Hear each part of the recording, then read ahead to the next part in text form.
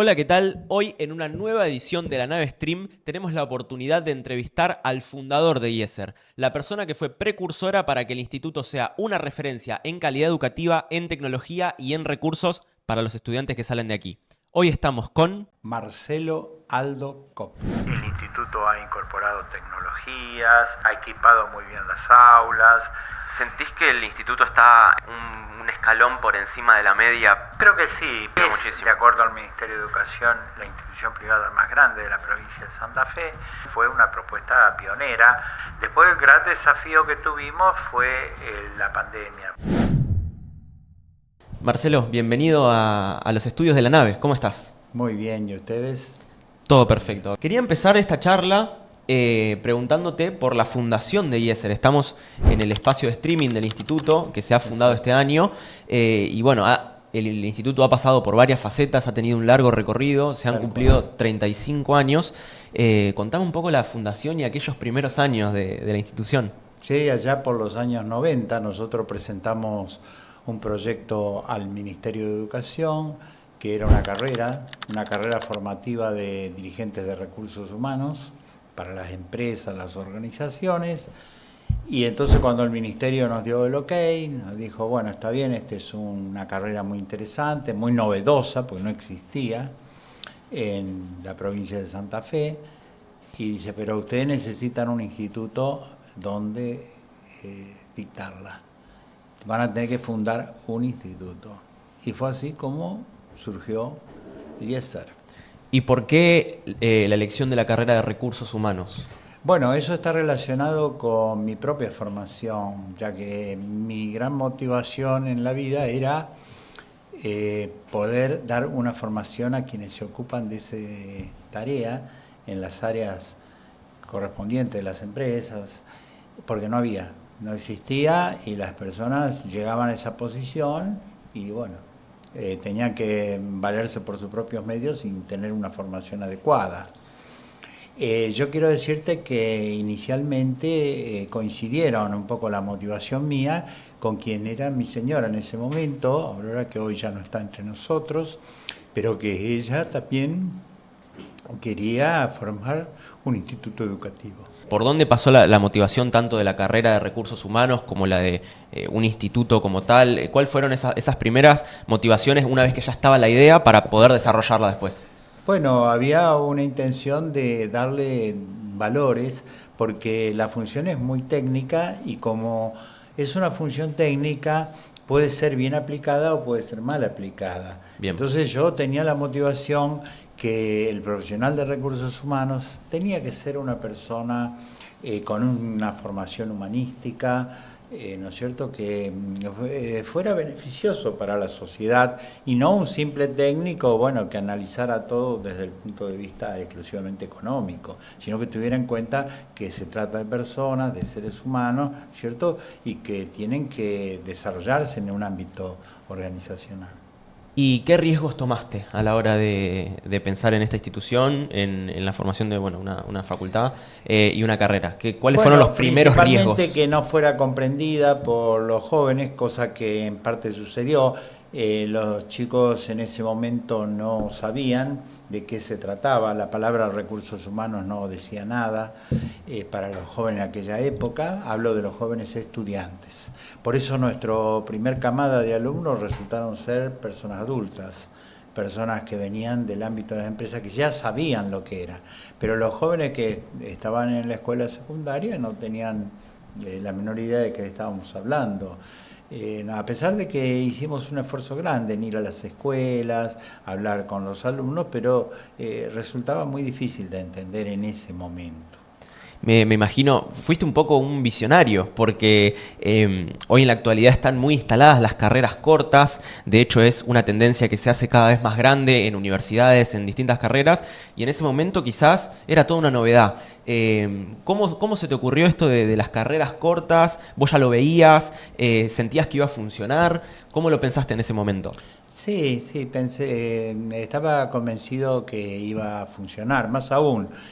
Algunos opinaban no, pero hay que darle más contenido teórico, como un tipo carrera universitaria, y yo pensaba que no era necesario, que lo fundamental estaba puesto en el manejo de técnicas, de procedimientos concretos para trabajar, que los jóvenes ya no pensaban perderse 6, 7, 8 años en una universidad, sino que los jóvenes lo que iban a querer era tener una herramienta para empezar a trabajar. Un poco un clima de época que se vivía, y yo sí lo percibí porque me di cuenta de los cambios con nuestra generación.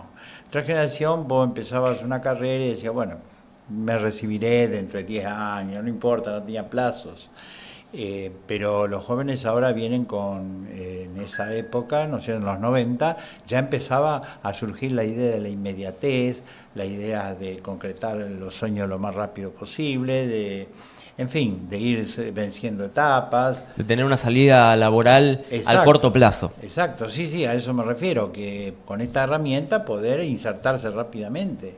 Y después lo notaste, me imagino, fue un éxito porque después... Bueno, no fue de un día para el otro, ¿no? Fue un proceso. Fue un proceso que llevó algunos años para que se difundiera mucho, porque había muchísimas personas que no lo entendían. Entonces, bueno, llevó su tiempo, pero al final fue exitoso, porque yo ya veía que empezaba a llegar gente, a averiguar, a querer integrarse, ¿no es cierto? Y hoy en día debe ser a nivel privado una de las carreras más numerosas que hay en la provincia.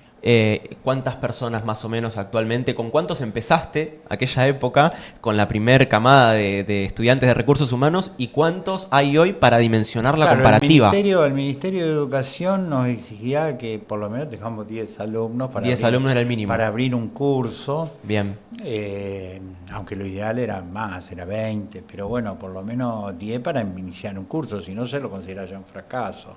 Bueno, nosotros éramos 15. Y eran todos adultos. ¿Y actualmente más o menos una idea de cuántos alumnos tiene el instituto? Claro, el instituto hoy tiene 1.400 alumnos este año, ¿no es cierto? Ha crecido muchísimo. De acuerdo al Ministerio de Educación, la institución privada más grande de la provincia de Santa Fe. Y va en crecimiento. Si no hemos crecido más, ha sido por motivo de espacio, que muchas veces de los espacios, ¿no es cierto?, que a veces se quedan cortos, pero sí ha habido una gran concurrencia. ¿Y te imaginabas todo este crecimiento allá por los años 90, después de tantos años, hoy tener muchísimas carreras más? Porque el instituto finalmente no tiene solo recursos humanos, sino que tiene varias carreras más. Exacto. ¿Te imaginabas todo este crecimiento? Claro, eso fue debido a un hecho circunstancial, si se quiere, no buscado. Porque nosotros estábamos trabajando con la carrera de recursos humanos, muy bien, venía progresando, pero resultó que en una oportunidad una institución tuvo una crisis muy, muy fuerte, muy grande, y se transformó en un problema serio para los estudiantes, para los estudiantes que veían frustrada su continuidad porque el instituto ese iba a cerrar, los docentes que habían frustrado su trabajo porque no iban a poder seguir trabajando, el Ministerio de Educación que, ¿no es cierto?, iba a quedar en el medio ahí sin poder darle solución a esa temática. Entonces yo me enteré y hablé con el Ministerio de Educación y digo, mire, deje que nosotros nos ocupamos de que esto continúe, de que este proyecto.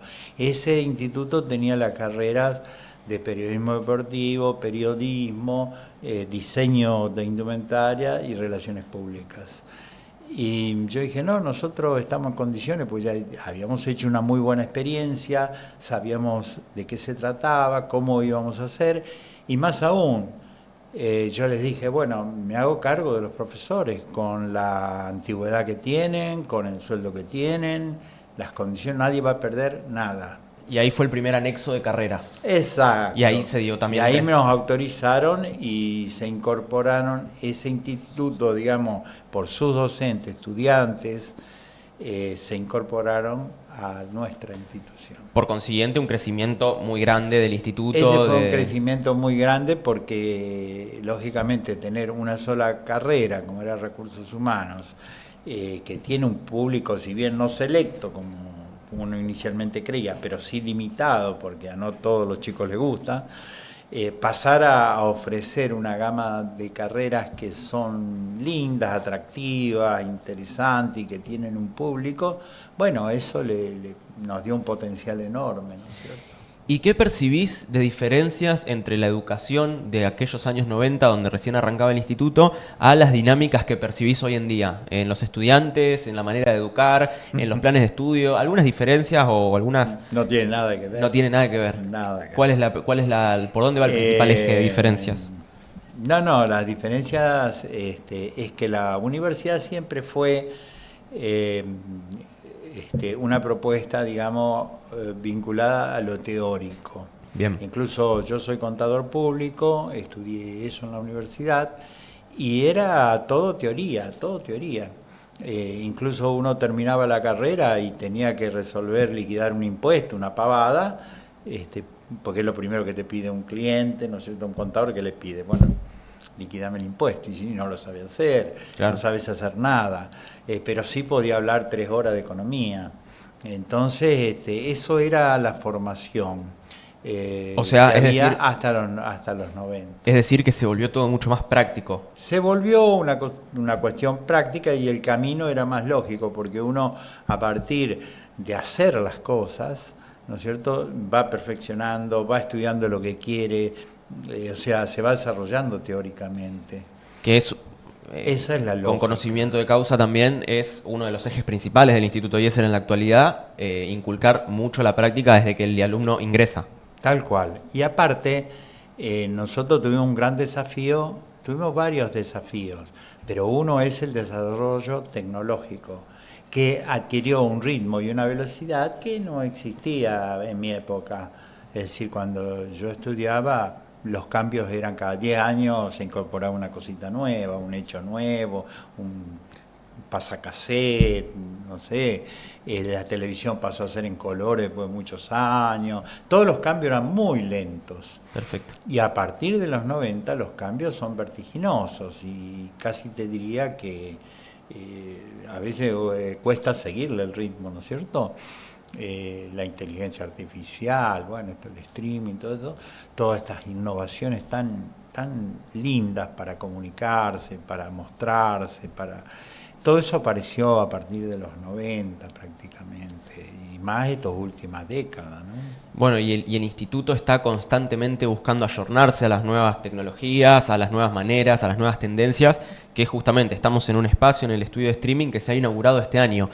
¿Cómo lo ves vos? ¿Qué te genera cuando...? No, yo estoy maravillado de todo esto, ¿no es cierto? Porque lógicamente uno, por más que tenía su expertise en algunos temas, era muy ignorante, hablo en mi caso, ¿no es cierto?, sobre todas estas cuestiones comunicacionales, tecnológicas, y la verdad que yo estoy admirado de lo que se ha logrado. En esto tuvo un rol importante el equipo docente, los propios estudiantes con sus motivaciones, con sus ganas de hacer cosas, van abriendo los caminos, ¿no es cierto? Y a mí me maravilla todo lo que se puede hacer, en fin.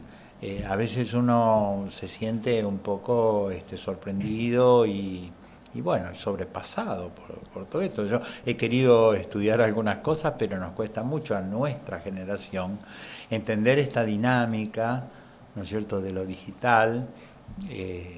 Nos cuesta mucho. Por eso es muy importante el rol de los jóvenes, porque ellos son los que traen la inquietud y tratar de no entorpecer sus iniciativas, sino alentarlas, apoyarlas, porque a veces uno dice, no, esto no va a funcionar, aquello no va a andar, esto, con la mentalidad de hace 30, 40 años. ¿Sentís que el instituto está un escalón por encima de la media, preparado, equipado, armado y pensado para desarrollar las carreras? Yo creo que sí, porque desde ya nuestra propuesta fundacional, que fue la carrera de Recursos Humanos, fue una propuesta pionera. Yo intervine en la elaboración de la carrera y el Ministerio de Educación, cuando llevé la propuesta, primero no entendían de qué se trataba. Dice, bueno, confiamos en lo que ustedes están proponiendo, esté bien. Sí, le digo, por supuesto. Es decir, siempre fuimos un poco pioneros. Después el gran desafío que tuvimos fue la pandemia, porque Bien. cuando se decretó la cuarentena el ministerio no dio pautas claras acerca de qué había que hacer. Nadie sabía si había que esperar hasta que se restablezcan las clases o había que buscar otra metodología. Y fue precisamente reunidos aquí en el instituto que dijimos, no, desarrollemos las clases con una tecnología nueva, como fue el Zoom, digamos, las clases digitales, que también nos trajeron sus problemas, ¿no? Pero que al final los estudiantes no perdieron ni un día de su formación. Entonces yo creo que el instituto, y ahora con esta sala de streaming, ¿no es cierto? Y todo lo que ustedes están haciendo, la verdad que colocan al instituto a la vanguardia de propuestas así, ¿no? Eso me hace sentir muy, muy orgulloso, pero solamente es posible porque uno deja que los jóvenes trabajen, porque bien podría uno decir, no, yo tengo la verdad y hagan lo que yo quiero, y cometería un grave error. Bueno, Marce, retornando un poco a los inicios y demás, y todo este proceso que hoy ya está muy asentado, que el IESER ya tiene 35 años y que ha pasado por muchas etapas, ¿en su momento lo pensaste como una empresa familiar? Porque hoy tu familia está muy involucrada, inculcada en el IESER, donde quizás hoy te encuentra en otro rol. ¿Lo pensaste como una empresa familiar desde el principio o eso fue algo que se fue dando? Se fue dando porque empezó de otra manera. Empezó con la inquietud de un amigo que dijo, mira, yo también te voy a apoyar con otra carrera y hacemos algo de ese tipo. Pero enseguida se involucró Aurora, mi señora, que ella vio como esto como una realización personal, porque había estudiado ciencia de la educación, pero no podía ejercer como profesora. Entonces vio en esto, enganchó y fue un apoyo fundamental en ese momento para mí. Pero bueno, fue cambiando y luego mis hijos crecieron, porque ahora uno lo ve a Ernesto, ¿no es cierto?, manejando todo esto, pero era un chico de la escuela que venía y miraba qué era lo que pasaba acá, cómo se manejaban las cosas, hasta que un día dijo, bueno, déjame que yo voy a liquidar los sueldos de los docentes, estudió para contador, se recibió, pero después fue adquiriendo. Y después tengo también otros 3 hijos, 2 chicas que también tienen una formación profesional y el más chico que es artista, y yo pensé que a lo mejor no se iba a enganchar con todas estas propuestas que están más vinculadas al ámbito organizacional o empresarial, y sin embargo él, siendo artista, encontró una buena manera de desarrollar su profesión dentro de la carrera de indumentaria, que tiene muchas áreas para el arte. Así que en general encontraron los hijos un lugar, yo feliz porque los tenía cerca, ¿no es cierto? ¿Es difícil trabajar con la familia? Y tiene las dificultades propias, ¿no es cierto?, de que en el medio hay sentimientos. Y el sentimiento a veces se da de patadas con el trabajo, la disciplina, esto, aquello, y eso genera muchos conflictos, roces, vamos a decir. Yo le llamo conflicto en el lenguaje de recursos humanos, ¿no es cierto? Son situaciones que hay que resolver y que no es fácil, porque el ser humano también se formó en una familia, todos nos formamos en un ámbito familiar o de afectos, y cuando empezamos a trabajar, cuando exigen esto, nos exigen lo otro, nos parece, mira, este no me quiere porque me exige esto, me exige lo otro. Bueno, pero son las características de un trabajo y a eso cuesta asumirlo. Entonces todos esos pequeños roces a veces se dan, sí.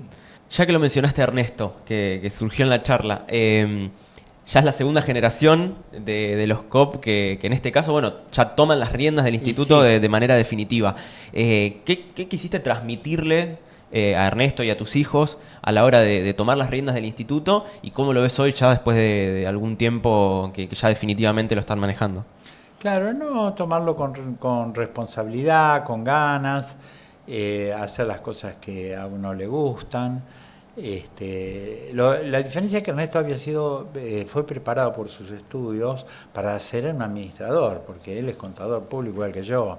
Nada más que yo tenía una tendencia hacia las relaciones humanas, pero quiero decir que los otros hijos tenían otros estudios, entonces fueron ocupando distintos lugares. Pero yo más que nada he tratado de inculcar lo mismo que le digo a los estudiantes, es decir, tomar con responsabilidad.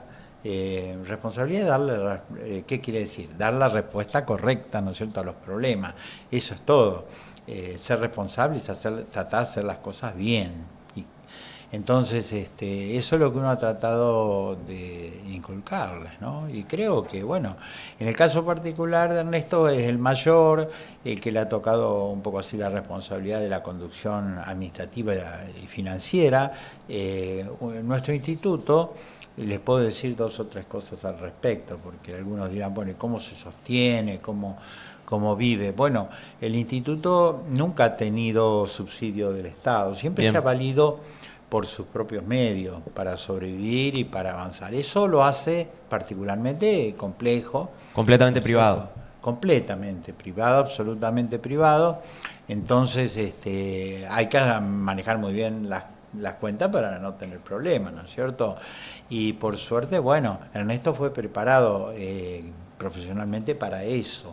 Pero yo estoy muy orgulloso porque veo que se ha conducido muy bien. El instituto ha incorporado tecnologías, ha equipado muy bien las aulas y no ha habido otro recurso que no haya sido el apoyo de los propios estudiantes, porque aquí no hubo ni inversionistas, ni subsidios, ni nada que se le parezca, ¿no es cierto? Y considero que eso es un gran mérito, es un gran mérito. En carreras como periodismo, que son carreras que quizás son muy prácticas, ¿cómo ves este avance y qué sentís cómo sentís que sale un chico que estudió, por ejemplo, esta carrera que yo te acabo de mencionar, que es una de las tantas que se estudia aquí en el instituto, con toda esta preparación? ¿Cómo sale un egresado de IESER a encontrarse con el mundo laboral? Bueno, mira, yo te quiero decir que lo que he aprendido en la vida es que tiene mucho que ver así la motivación personal de todos para el logro, para los logros, para los objetivos de la vida, la audacia, el valor, la valentía para afrontar situaciones. Bueno, con esto te quiero decir de que aquellos estudiantes más predispuestos, con más ganas y más motivados, quizás lleguen más lejos que otros que esto lo tomen como un pasatiempo, como un entretenimiento o sin esperar demasiado, ¿no es cierto? Entonces, no se puede uniformar, no se puede decir, bueno, todos van a ser exitosos, todo le va a salir todo bien, no.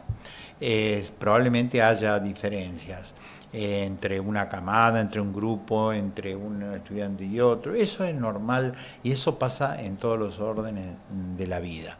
Pero yo veo que nuestros estudiantes cuando son expuestos y asumen así esos desafíos, realmente son exitosos. Y bueno, se trata de abrirse camino como todo en la vida y creo que están muy bien preparados para eso. Están mucho mejor preparados que otras personas que llegaron al ámbito o a la temática del periodismo y no tenían ninguna preparación. Tiene una muy buena base, pero ya te digo, hay un componente que es importante, que es la motivación propia, ¿no es cierto? Que siempre hay que ponerle, porque nada te llega de regalo en esta vida. Siempre las cosas hay que, digamos, pelearlas un poco, ¿no? Pero de todas maneras, considero que la formación es muy buena, sobre todo cómo seguimos de cerca el desarrollo tecnológico, estas propuestas novedosas, este tipo de programa que hacen ustedes, ¿no es cierto?, que está muy de moda. Yo muy, digamos, en el candelero, todo veo que sí, hay, ¿cómo podríamos decir? Hay muchos ejemplos interesantísimos en el mundo y yo veo que en nuestro instituto esto se está haciendo, lo cual me da una gran alegría, ¿no es cierto? Marcelo, agradecerte por estar acá en este espacio. Te quería consultar, ¿cómo definirías, en pocas palabras, la misión que tiene el instituto? La misión es formar personas que sean útiles, beneficiosas para la sociedad. Si se formamos un periodista, el periodista tiene que ayudar a que la sociedad se esclarezca sobre cualquier temática, sea el deporte, pero también sea lo social, lo cultural, lo que fuera. Ser beneficiosos para la sociedad, ser una contribución al desarrollo de la sociedad. No ser un simple técnico que resuelve un problema como un electricista arregla un enchufe. No es por desmerecer a una persona de oficios, pero una profesional, una persona que ha estudiado 3 años en estos ámbitos y demás, tiene que aportar a la sociedad, tiene que crear cosas que sean útiles, tiene que transmitir un mensaje positivo, tiene que generar cosas que sacudan los sentimientos y las emociones de las personas para que nuestra sociedad crezca, ¿no es cierto?, como corresponde. Esa es la misión un poco, ser útiles socialmente.